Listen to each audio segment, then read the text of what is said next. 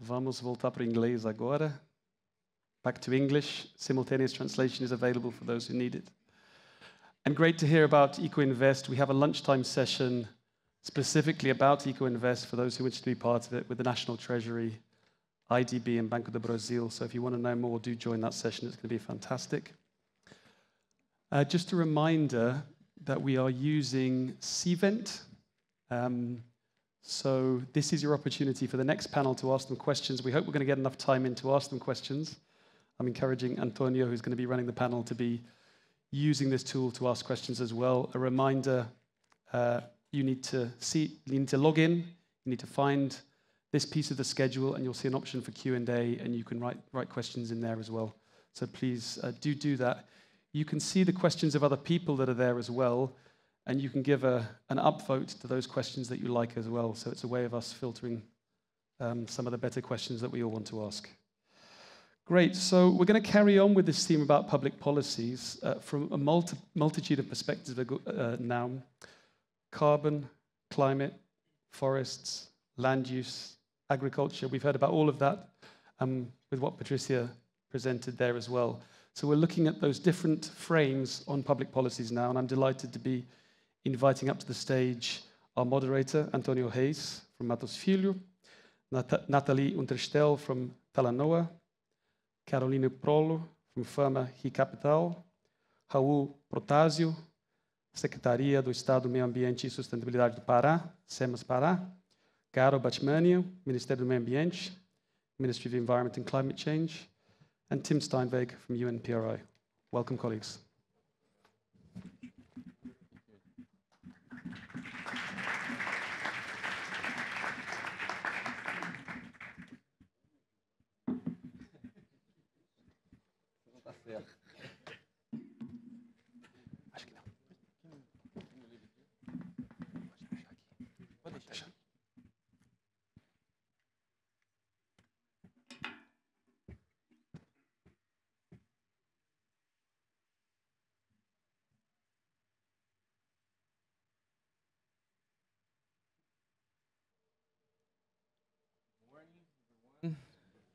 So following our protocol here, let's do it in English.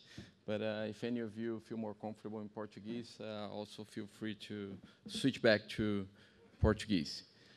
I would like to start by thanking Capital for Climate for both the initiative, it's a great initiative, and also for inviting me to be part of this great event. Tony, Viviane, Jacqueline, and also James, thank you for organizing everything for us here.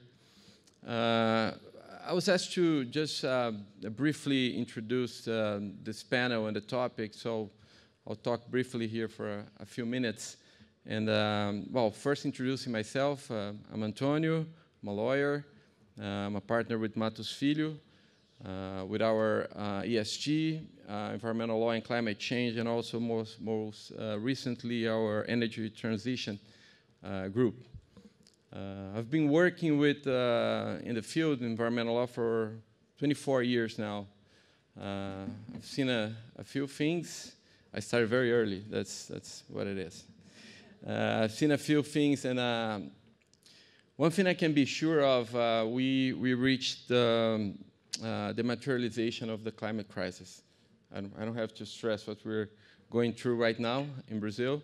And it's unfortunate to say that it's not a coincidence that this event's happening in the middle of a situation like that. I think it's more and more common. More events will be in the same situation.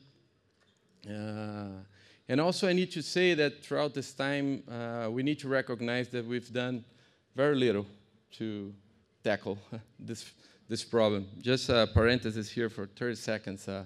In 2005, 19 years ago, I decided to do my master's in the United States, and for some reason I chose New Orleans. If you do the math, that was 2005, and then 3 weeks in town, Katrina hit. So all of a sudden I became a climate refugee, you know? So a lot of things happened, but I remember that time talking to my professors, to colleagues, and reading that after the disaster, and it was horrible. going back to the town afterwards was completely horrible. And one of the issues there was they realized they destroyed the mangroves and the wetlands, and that was a big problem. And now, 20 years later, we see the same situation.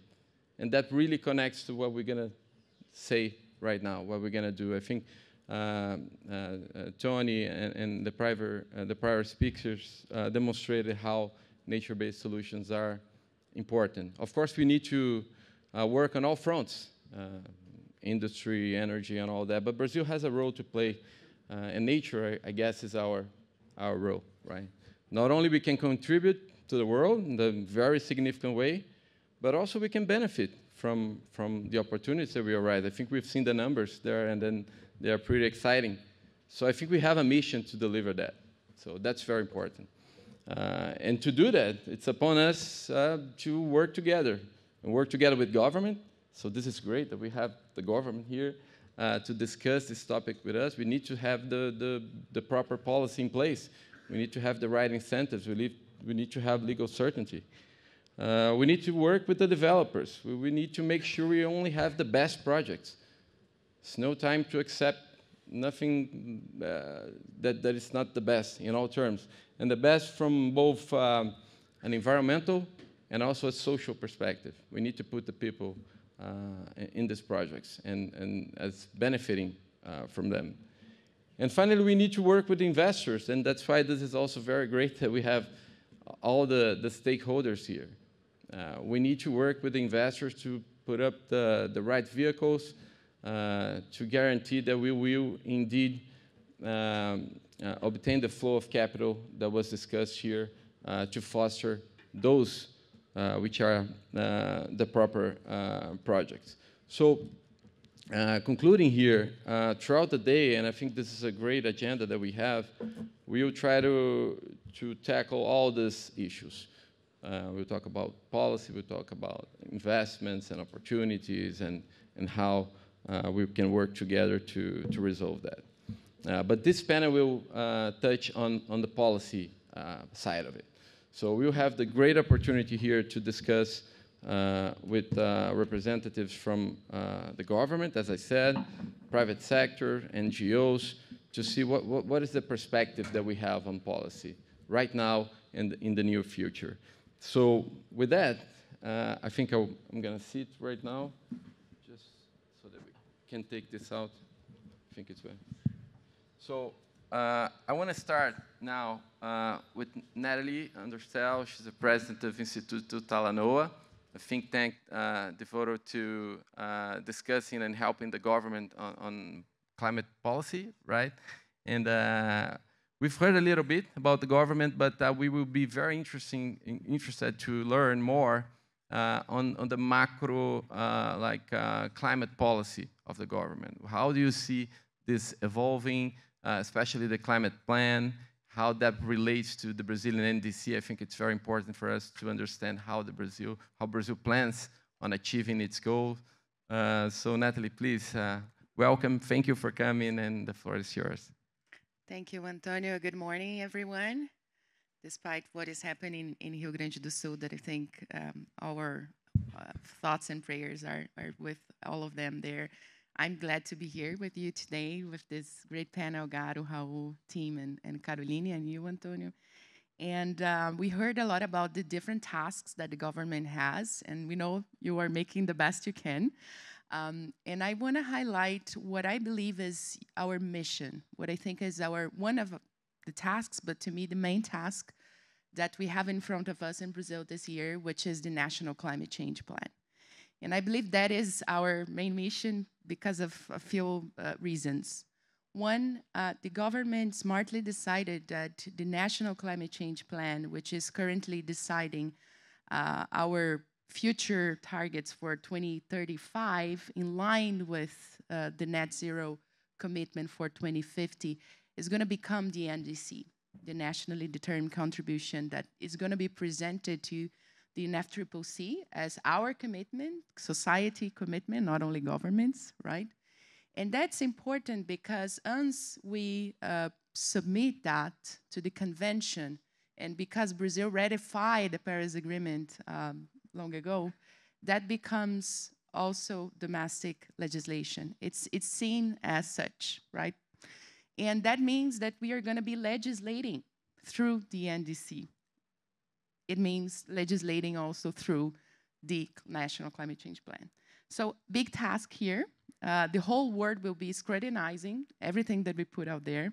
And good news, it seems that we are not only going to present targets, like a generic one, but for the first time, I'm hearing the government discussing seriously, based on a lot of important, good quality science, something called the carbon budgets for sectors. It's quite, I'm not going to explain what carbon budgets are. I think everybody here sort of have an idea, but it means generically for those that are not familiar with the concept, establishing a limit, establishing somehow a cap on emissions.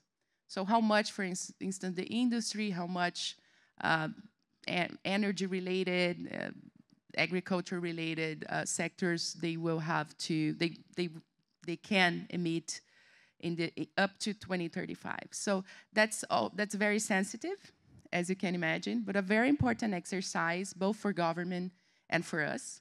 And I think for the private sector, that will provide predictability, right? Because if you know that industry will have to meet some sort of target, of course, then you will look for instruments to make that happen.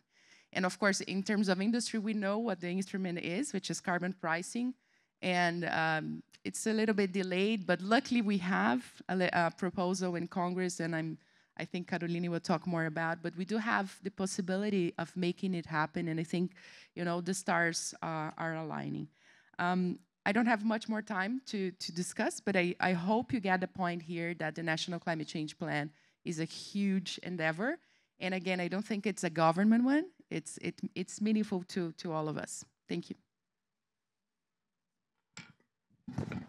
Thank you, Natalie. And now, since you mentioned, I'll turn to Caroline here, who's a lawyer, a climate lawyer, very experienced in the sector, and now also working on the financial side and the investment side. And she's a partner with Fama Recapital.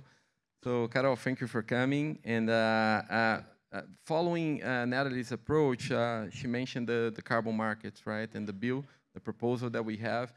I'm sure pretty much everyone here is anxious to understand a little bit more of that. I don't know, we don't have enough time to go deep into this, but first, like, what are the impacts on private projects? I think this is something everybody is discussing.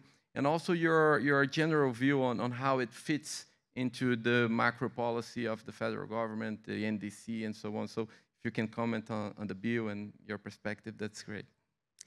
Thank you, Antonio. Good morning, everyone.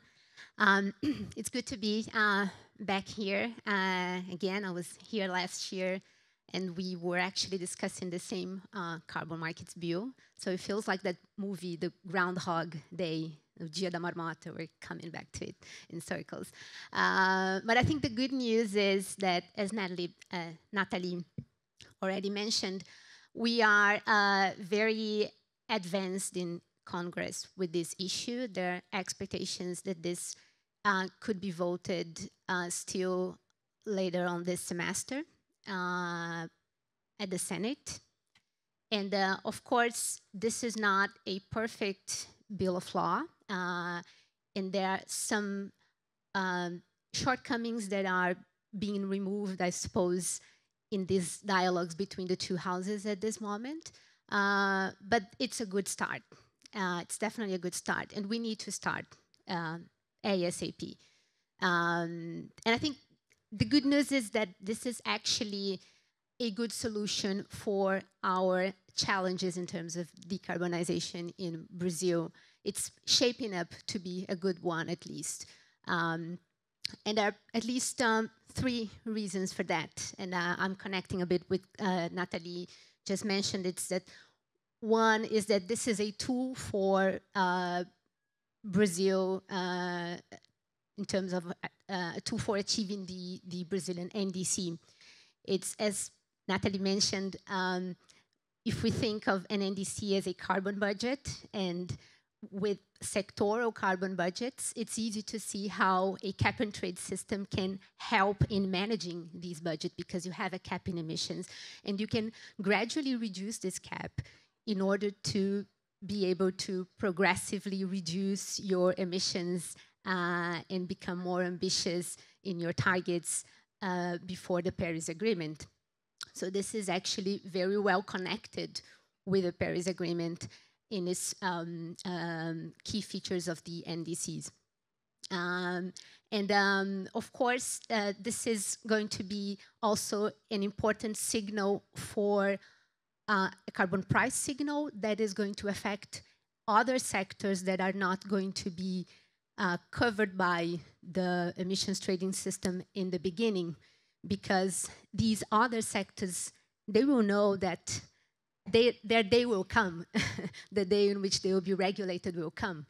So they will they'll be urged to either start or accelerate their decarbonization strategies, because they know that there's a carbon pricing signal coming from and it's becoming material that the law is going to be forcing them to do so. And I guess the second good thing is, we now, for voluntary carbon market lovers in this room, let's say, we can certainly see this compliance market as an additional source of demand for carbon credits. I'm emphasizing the word additional. It doesn't exist right now. It will become an additional source that can be used, be considered by project developers, and also it would be beneficial for those companies that are regulated in this market to be able to use a certain amount of carbon offsets to comply with their obligations within this compliance regime. And this is going to be possible because, of course, there's going to be criteria that will be designed by the government to accept credits from voluntary carbon markets within the compliance regime. So we will know that there's going to be, we already know, this is already in the Bill of Law, in the draft Bill of Law. It's already there, the provision by which carbon market credits will be able to be applied for this regime to be used by the regulated entities. And last but not least, I think this is going to be definitely an important step towards more integrity and legal certainty for buyers in the voluntary carbon markets out there. Because this government is going to have to put forward standards for eligibility of carbon credits to become, to be used in the compliance market. We know that this is going to be perceived as a high integrity and sort of a gold standard of how carbon credits have to be issued. And then we'll see this either helping raise the market value of these credits, or even being used as a reference to projects that are outside the scope of this compliance market. And I see I've already went well beyond my time, but thank you for that. Thank you, Carol. It's a challenge. The time is a challenge. There's so much content. We could stay the entire day here discussing, but thank you for that. And it's clear to know now that the bill does not prevent private projects and the generation of carbon credits. So on the contrary, right, Carol, we expect that there could be a movement towards more demand and more quality on the credits. So great to hear that. And but now, moving here to the public sector, we are honored to have here Secretary Raul Protásio from the Secretary of Environment of Pará. Secretary, we know that Pará is in the spotlight, right? We'll have COP30 coming up. There's all the potential in the state. And we were just discussing, there's a lot going on. You're working a lot. So we know that Pará is working around different opportunities to attract investment and foster both conservation and restoration.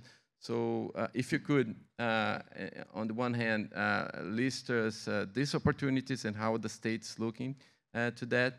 And also, if you have time, we know that for private projects, title and ownership is usually an issue that needs to be very carefully analyzed in projects in the Amazon, especially. We know that.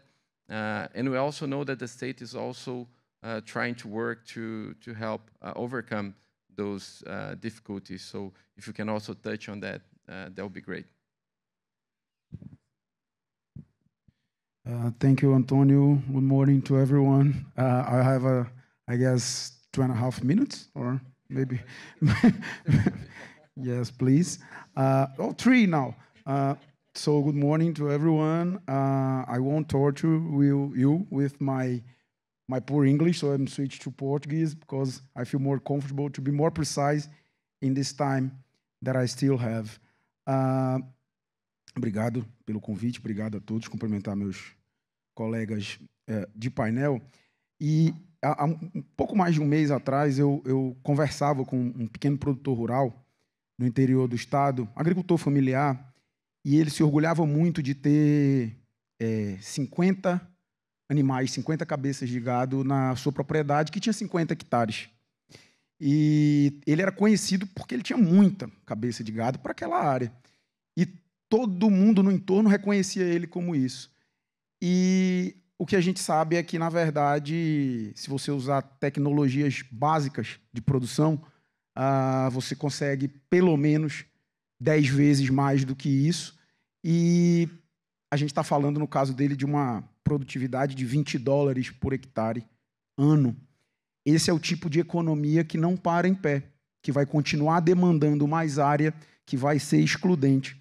Mas essa pessoa não tinha regularização fundiária, ela não estava conforme com o Código Florestal, ela não tinha acesso a crédito, ela não tinha acesso à regularização fundiária, acesso à assistência técnica.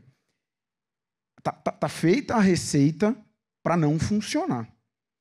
E a gente vê, por exemplo, num evento como esse, que o capital está tão disponível para transformar essa realidade na Amazônia para uma produção mais regenerativa, como eu vi o colega falando no painel, os colegas falando no painel anterior, para uma produção mais inclusiva, mais regenerativa, mais sustentável. Então, o que é que falta? Eu acho que, e aí falando aqui especificamente da land use, né, do meio rural, a gente tem uma oportunidade de investimento com retorno, no meu ponto de vista, tão alto, porque o gap entre o que se produz e o que se pode produzir é tão alto e se adota que com tecnologias não tão sofisticadas, não é rocket science, né, a gente consegue decuplicar, aumentar 20 vezes mais a produtividade. Então, o que é que falta para esse capital aterrissar? E eu consigo enxergar duas coisas muito rapidamente. Uma primeira, que não é falada. A outra é falada, inclusive está na pergunta. Mas uma outra que não é falada. Aglutinação de demanda.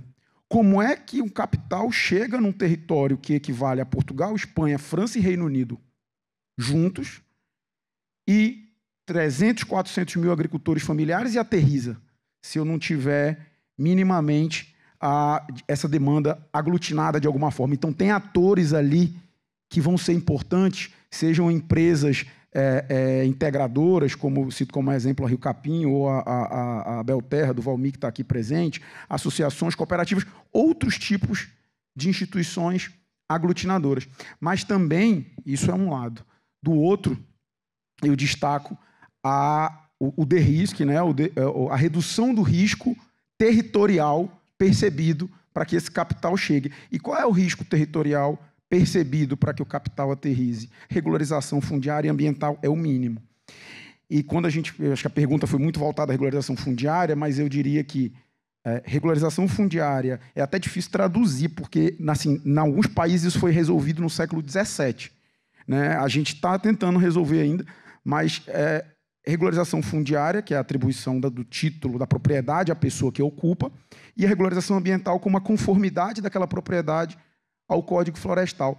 Para essas duas coisas, o Estado criou uma ferramenta que eu entendo, reputo interessante, que a gente está utilizando, que é um fundo de subvenção, ou a gente pode chamar aqui de um Enabling Conditions Fund, porque a ideia é que esse capital aterrize, e aí é um capital não reembolsável, para transformar e preparar o território para receber o capital realmente de investimento, para que possa a Andrea chegar lá com o fundo de JBS e fazer investimentos privados, ou outros atores do mercado de capitais possam chegar lá com investimento privado. E com esse fundo, a nossa ideia é endereçar exatamente, incentivar e endereçar a regularização ambiental, através de parceiros privados, inclusive, e a regularização fundiária. Eu, obviamente, não vou ter tempo de explicar melhor a mecânica disso aqui, mas, ao final, nós vamos ter, pelo menos com essa primeira tranche de 50 milhões de reais, nós vamos conseguir ter pelo menos 1.500 pequenos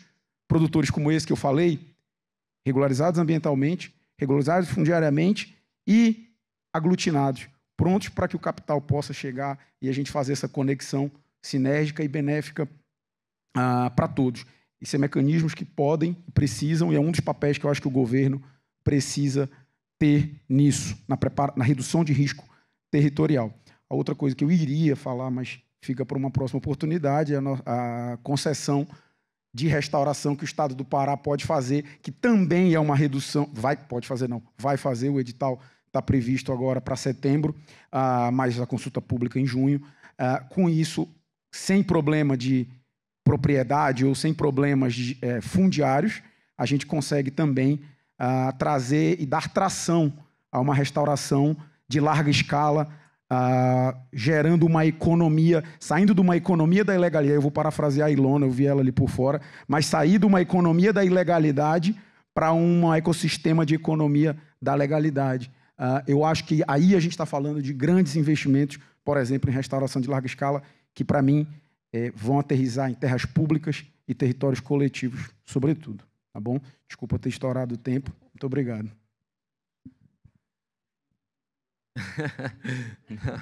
Foi perfeito. No, this is, again, we could spend a lot of time discussing, but it's great to see there are initiatives going on, the concessions, the regularization programs. Also, you didn't have the time to mention, but the REDD+ jurisdictional approach of the state. So there's a lot of opportunities. Secretary, maybe in the next opportunity, we'll be happy to further discuss those. But now switching to the federal government, we have Dr. Garo Batmanin here. He's a director of the Brazilian Forest Service, linked to our Ministry of Environment and Climate Change. And maybe we can take advantage of your talk here to further discuss a little bit the concessions, right? And I know the federal government is also working on opportunities, and it would be great to learn a little bit from you, and also from a feasibility perspective, right, of those opportunities. I know that you've been discussing with the Brazilian Development Bank and doing a lot of effort on putting together those opportunities. So please tell us a little bit about it. Thank you. We have this red, we are worried because we have this red light blinking here, telling us we are over time. By the time we get the microphone, we're already over time. So you just, good morning, everyone. Good morning, fellow panelists. I want to thank Capital for Climate for organizing this event, and I really want to shout out to Tony. He is a determined person, and we need more people like Tony, determined as Tony, to make this work. It's a big potential, but we have always a little bit of a hiccups. Everything is a new industry, so we need people like Tony to do that. So thank you, Tony, for organizing this every year. I want to talk about one law and 3 topics about the same law. The law is from 2006. It allows us to make concessions for forest management in public land. And why this is important? First, because we have a lot of public land. Second, because what Raul was saying here of the problem of land titling. We have we are doing this a good job.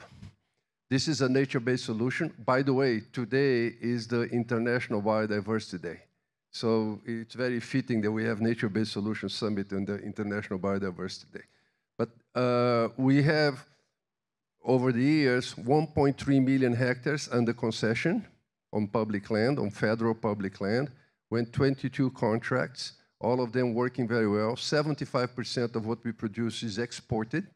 What is produced there is exported. Therefore, it seems that the market sees the value and the quality of the product we are doing.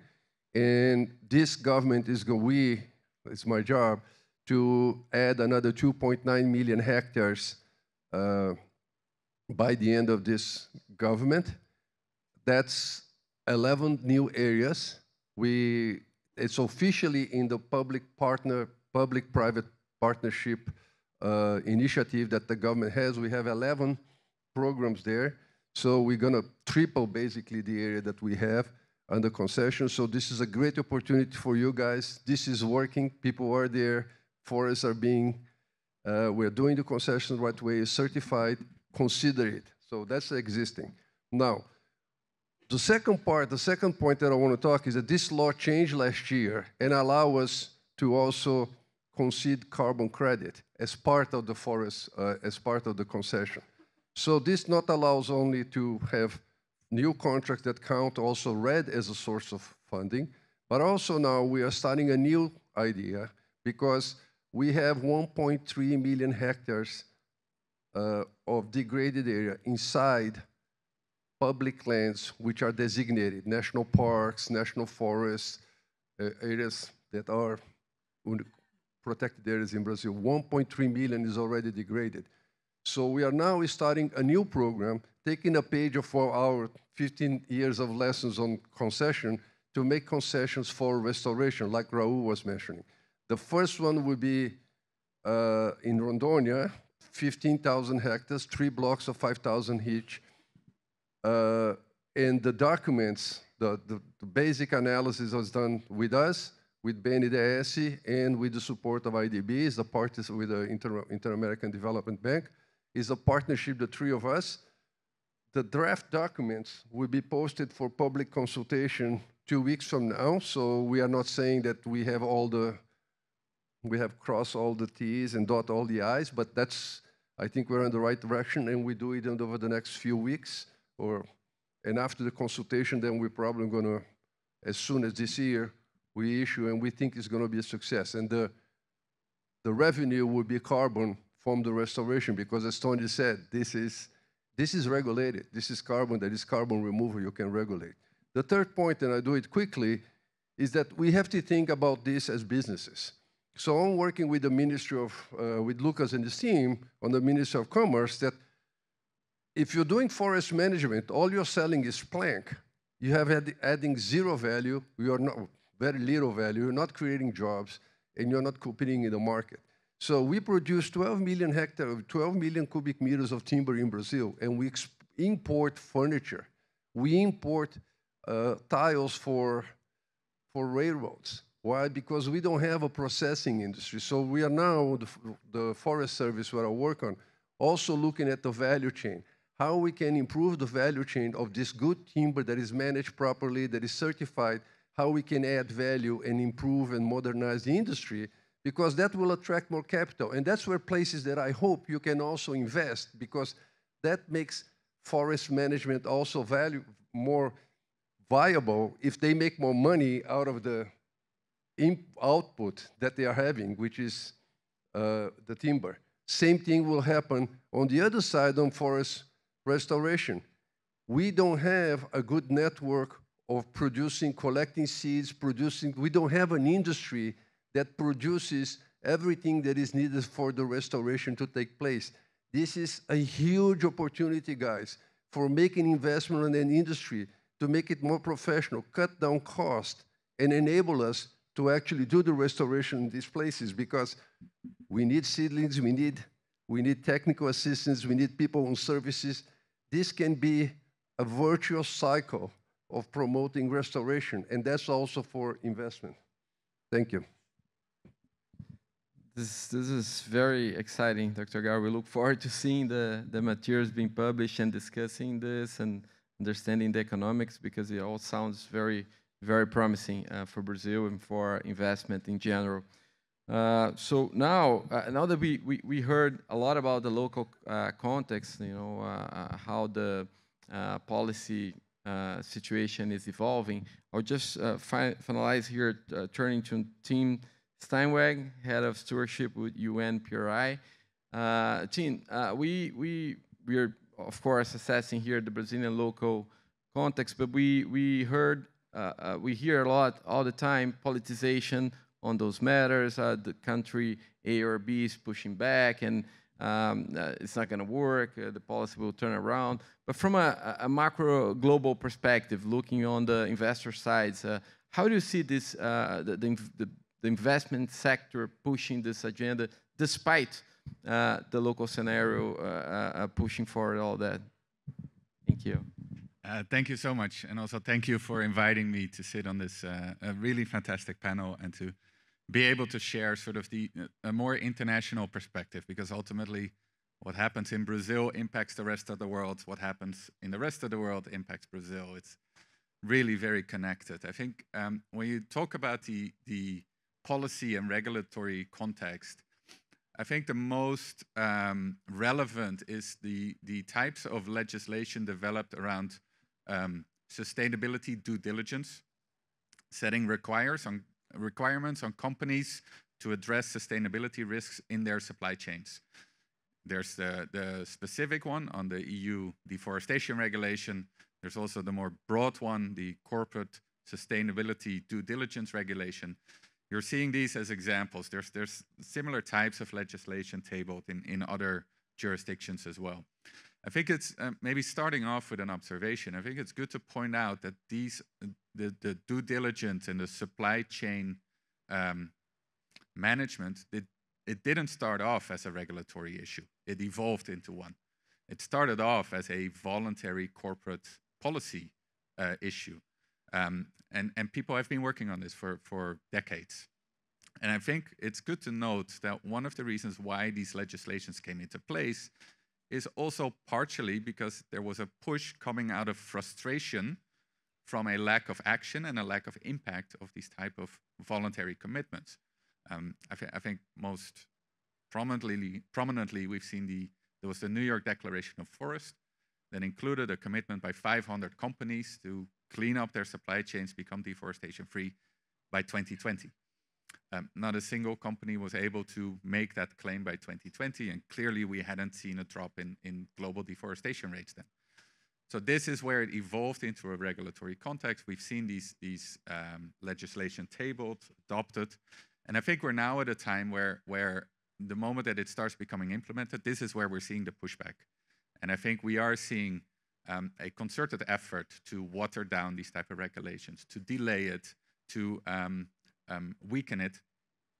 Partially, there's valid criticism of any of these pieces of legislation, but there's also pushback coming out of more short-term interest to remain a status quo.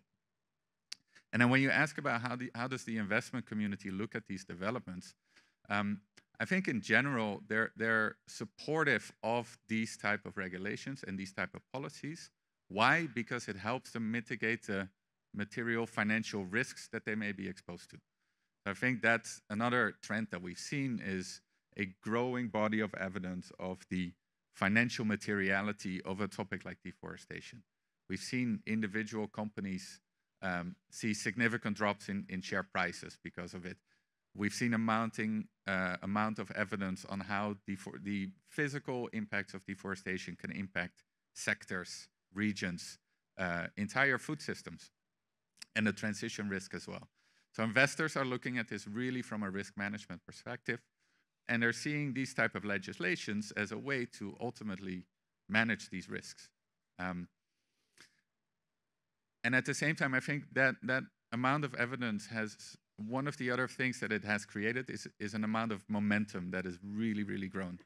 So we've at PRI, we initiated a first deforestation-related working group back in 2011 with a few dozen investors participating. we're now involved in, we're now developing a new initiative called Spring that has 198 supporters with $15 trillion assets under management. And that's only one initiative. There's multiple investor initiatives that see similar types of supporters. So there's a massive momentum and support. And I think it's risk management, but it's also the smart investors also see the opportunities that this type of legislation ultimately present for companies who are well positioned to meet those requirements that makes them more viable investments ultimately. So at PRI, we're working on Spring, an initiative that really tries to capture this evolution in thinking that brings investors together to do collaborative stewardship with a number of influential corporate voices and looking at both the roles that they ultimately play in this whole story. So both in their own operations and their supply chains, but also recognizing that they are ultimately a political influence. They are a voice, they are a stakeholder that has a role in shaping public policy and using stewardship as a tool to help push companies to take on that role responsibly. And I think this is what we're working on now, and I'd be happy to share more details off stage. So thanks so much. Thank you, Tim. This is great to hear, and for the investors that are really looking to push that agenda, information will be available, right? Brazil, I don't know if everyone knows, but it's the first country to formally adopt the ISSB reporting methodology. So both environmental, social, and climate information, it's voluntary this year, but it's going to become mandatory for public companies in Brazil. So information will be out there, and I'm sure there's going to be a lot of influence from investors. I know that Secretary Raul needs to jump into a flight to Brasilia. Secretary, there's one question here from the audience that is maybe in 30 seconds you can clarify. It's related to the fund that you mentioned for small farmers. The question is, how large is the fund?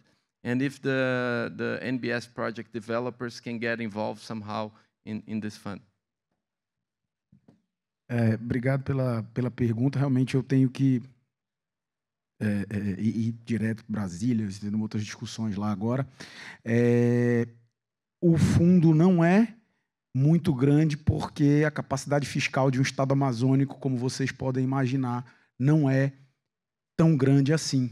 Só de já termos um fundo, talvez isso já seja ousadia demais para um estado periférico que nesse processo de desenvolvimento brasileiro ficou à margem. Então, a gente tem 50 milhões de reais, mas a ideia é provar o modelo. A ideia, porque assim, um capital concessional, ele consegue facilmente escalar isso para muitas outras famílias e atingir um número muito maior de impacto. Mas a gente precisa primeiro provar o modelo funcionando.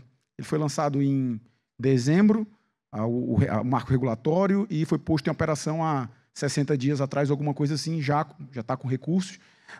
E sim, está previsto, inclusive no marco regulatório dele, que companhias privadas, não só project developers, mas outros tipos de companhias privadas, podem utilizar desse mecanismo para entregar o valor que ele se propõe. Não é utilizar para si, né? É servir como um instrumento de aplicação disso. Mas que benefício ele pode ter? Aí vai do modelo de negócio. A gente está fazendo uma parceria, por exemplo, com a Belterra, lá em Parauapebas, onde a Belterra aplica... Eu apontei para ali porque o Valmir estava ali, mas já não está mais. Onde a Belterra nos apoia na mobilização, engajamento, assistência técnica para o produtor acessar esse... Tem uma natureza muito parecida com o pagamento por serviços ambientais, mas vinculado à agenda da regularização. Explico, a gente depois comunica offline nisso. E a Belterra está, por exemplo, fazendo essa aplicação desse recurso, fazendo a ponte para que o destinatário receba o recurso, mas isso se insere de alguma forma no modelo de negócio dela e isso estimula as atividades dela, porque as empresas tipo B, vamos dizer assim, elas são sinérgicas com os objetivos do Estado. A gente não está um contra o outro, não, a gente está todo mundo indo para o mesmo lugar. Então, respondendo objetivamente, sim, é possível que negócios privados se utilizem desse recurso para entregar o impacto. Obrigado, secretário. Então, vamos liberar o secretário, se os demais puderem ficar mais uns minutinhos aqui, só para a gente cobrir uma última pergunta. Muito obrigado. Hein? Boa viagem. We have a couple more questions here, so I would like to have your insights on and maybe have a final word from each of you. Natalie, I think maybe you can help with this, but there's a couple questions here related to the NDC. And one is, someone argued that it's hard to see the NDC as a binding tool, something that will really be effective in terms of guarantee the targets. So how do you see like instruments to make it easier to comply? And also there's a question here on how can we see more transparently how the NBS projects interact with the NDC? So if you have any insights or each of you wants to comment on that. A pergunta é como é que a gente torna... I got the question. I was Okay. just asking if you want to do like a Yeah. round. On the binding thing, I have Caroline here. She's the lawyer. I'm not a lawyer, so she can clarify much better. But the understanding is that the NDC enters in force with the same force as a domestic legislation. So whatever is in there, for instance, we have our prior NDC or our current NDC says that we have a net zero target. So that's binding. That can be, and that was used, for instance, in a few years ago, there was a process, there was an action in court against the government because of some other issues related to the NDC, and the judge said, no, because this is domestic legislation, this can be such and such. So we have to bear that in mind. I'm not sure if the person that posed the question was thinking more in terms of, you know, how to make the NDC a reality, which is probably the binding side, right? And I think this comes then to the why the NDC is not a separate thing, and I'm really, you know, betting on that from domestic policy. What I'm aiming to see, I'm not government, maybe God can speak on behalf of the government on this, but the point that we will have the national climate change plan implemented is where I think we need to, you know, put our energy. And then connecting with the second question, what I'm hearing, and again, I'm from a think tank, I'm not government, but we are tracking everything the government does. You can check our materials online. And by the way, we are launching now a ChatGPT with everything you want to know on climate policy. Our collective intelligence will be at your disposal. Talk to me if you want to test that, the NOAA. But what we are hearing and sort of helping now some ministries to move forward is the issue on restoration, the issue of really, you know, making sure that restoration will not be a side or a footnote in the NDC, but making sure this will, you know, give some stronger signals to both private sector and policy makers around making that a meaningful part of the climate policy. So I think this is an important thing, and I now see the question here. I really don't think there will be a carbon budget for restoration. That doesn't really make sense. But in the current NDC, we do have something we don't have in this one. We had something like 12 million hectares for restoration, and that has never really, you know, been detailed. And I think now we have some push from the private sector to make that more concrete. And I think there are different agencies like the Forestry Service, for instance, that are going to work and move in that direction.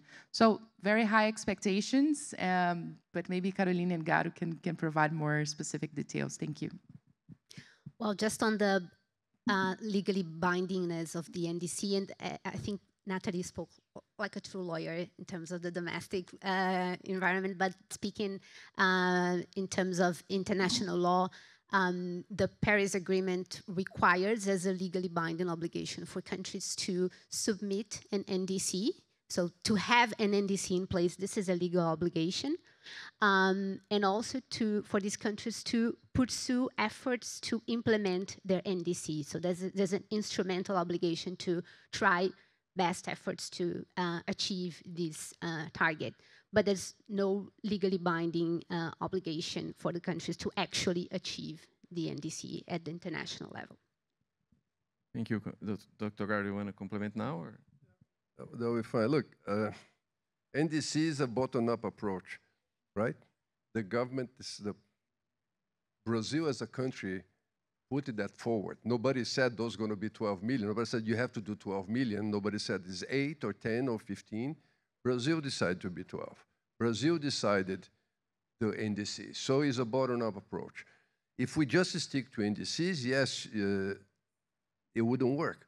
But I think what I'll ask you to look at is whether we have this has been translated into national policies. I wouldn't talk about carbon budget, but look at deforestation. We do have now a program in place that seems to be able to deliver zero deforestation in the Amazon. We decreased by 50% last year. So we have a program to decrease deforestation. We do have a program that the Minister of Agriculture launched to restore for agricultural purposes and 6 million hectares of degraded pasture. There is a program. We are about to launch a program on restoration for forests, and the 1.3 million that I mentioned is part of it.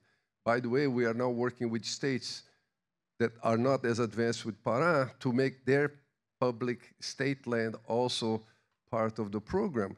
So the NDCs, at least on these parts that are mentioned, forest and agriculture, are being translated into policies in the Ministry of Environment and the Ministry of Agriculture, with the help of the Ministry of Finance and others, into Brazilian public policy programs that, if maintained, because this is a government program, and I have to say, I don't like to keep talking about politics, but last one didn't do any forest concession, didn't plant a hectare. But if this is really taken as a state level, is a country level decision that is, regardless of which government is there, we can achieve that if the policies that are being created or being implemented now continues by 2030, because now we have those policies, has been translated to NDC. So that's my message. It's not the NDC, but look at the programs that should contribute to those NDCs. Do you think those programs are robust enough to deliver that method? They are, but as Natalie said, this costs a ton of money. We don't have a ton of money. So we need the private sector help us to get there. What we can create is a good regulatory environment for you to make an investment. But then we need the investment to take place. We need public-private partnerships. We're trying to create the framework, but we need you to come back. But telling us that we're not going to achieve it directly, I don't know. The command and control is our responsibility. Everything else, we have to do with you guys. Thank you. Well, thank you, Dr. Gar. I think that's the message we want to hear. I mean, I think the capital is interested if you see the audience here. So let's work on that, and then I'm quite confident the capital will flow. Just to finalize here, we have one here that I don't know if any of you can comment on.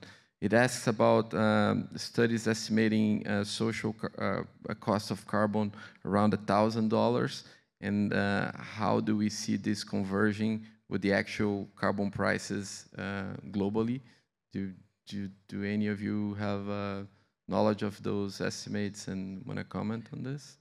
We have two questions on that.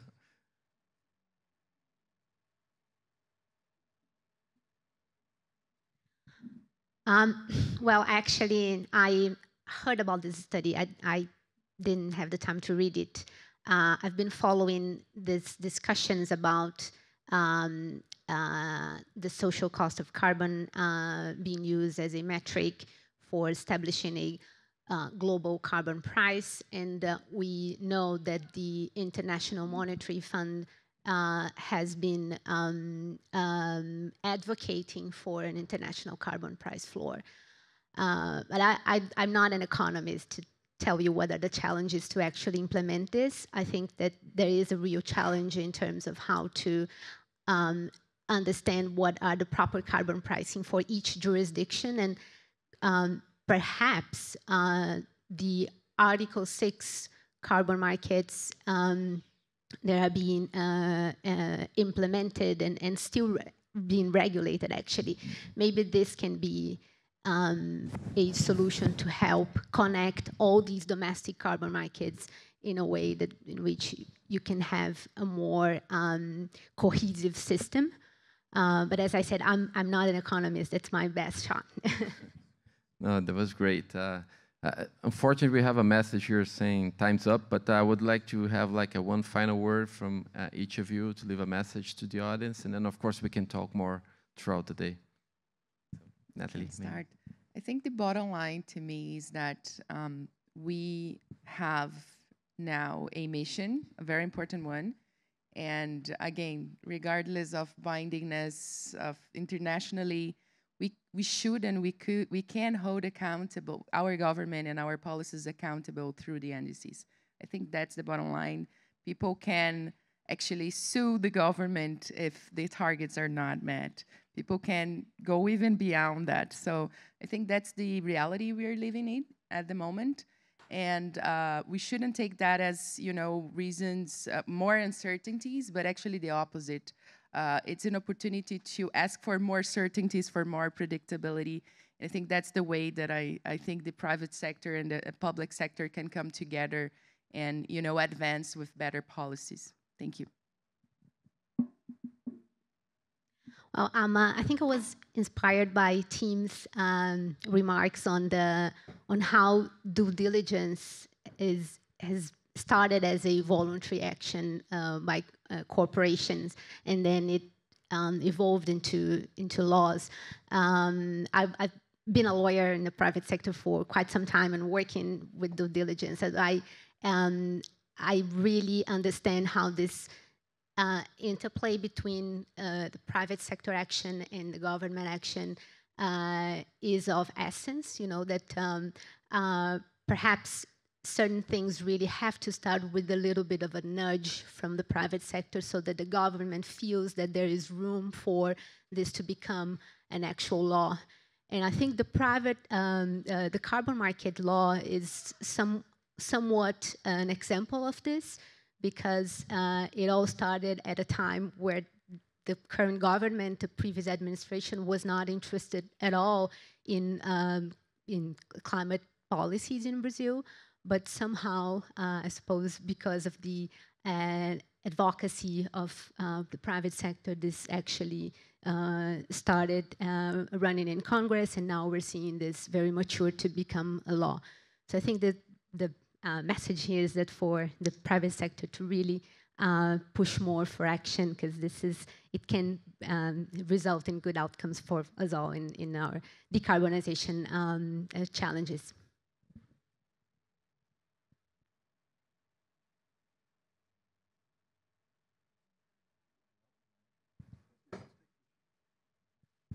Yeah, thanks. I think you're pointing to the exact point I was hoping to make as well, because this really touches on the concept of whole of society, right? And to keep sight of the objectives of all of these efforts and all of these commitments. Ultimately, it is, as stated in the Global Biodiversity Framework, it's to work towards halting and reversing nature loss by 2030. And ultimately, the proof of the pudding lies in, are we able to actually halt and reverse biodiversity loss? And it's this whole of society approach where we all need to chip in, and everyone has their own position and everyone has their own interest. And I know I've been speaking a lot about risk management in a form that talks about solutions and opportunities.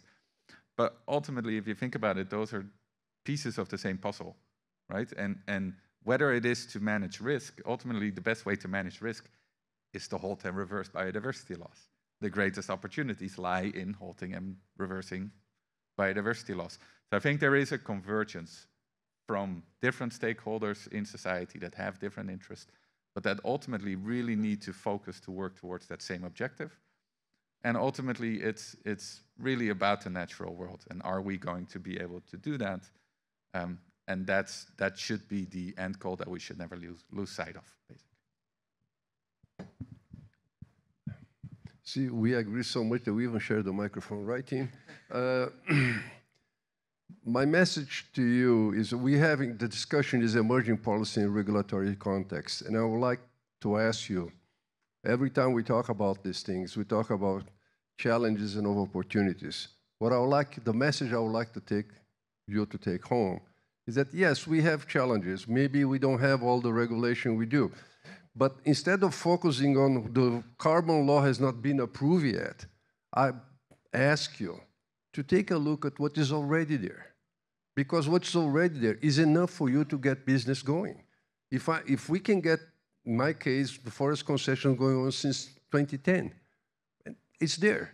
I'm doing the one for restoration. With the current legislation, I don't need the carbon law to do that. Will it be better if I had the carbon law? Yes. But let's not get bogged down on the regulation that is not there yet. And please focus that there are a lot of opportunities.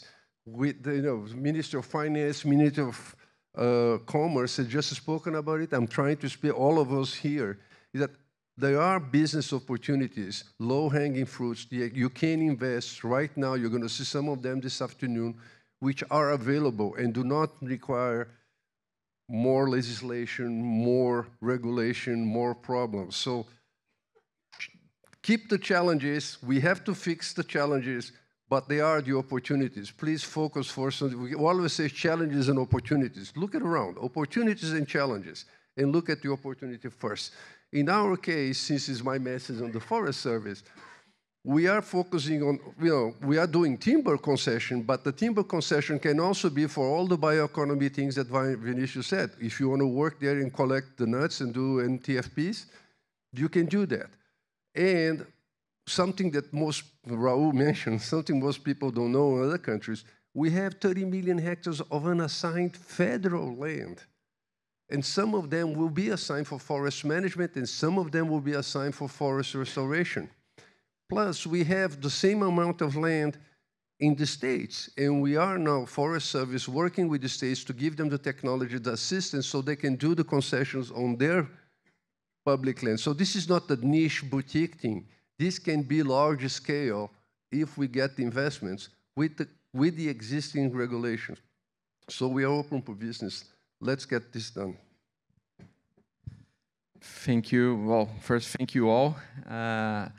I guess it's pretty clear that we achieved our goal to say that policy should not be seen as an obstacle for us to move forward with this agenda, right? We've seen here private sector, public sector, we are all very interested in making this happen. So, and we do have the tools, as Dr. Garros said. Is it perfect? Maybe not yet, but we are working on it. But already the environment we have in place allows us to move much faster and much deeper in this agenda. So I want to ask you all to consider the opportunities and move forward, because there's a lot of opportunities for us here. So thank you all again. This was great. And some of us will be around here. We can talk more over the day. Thank you.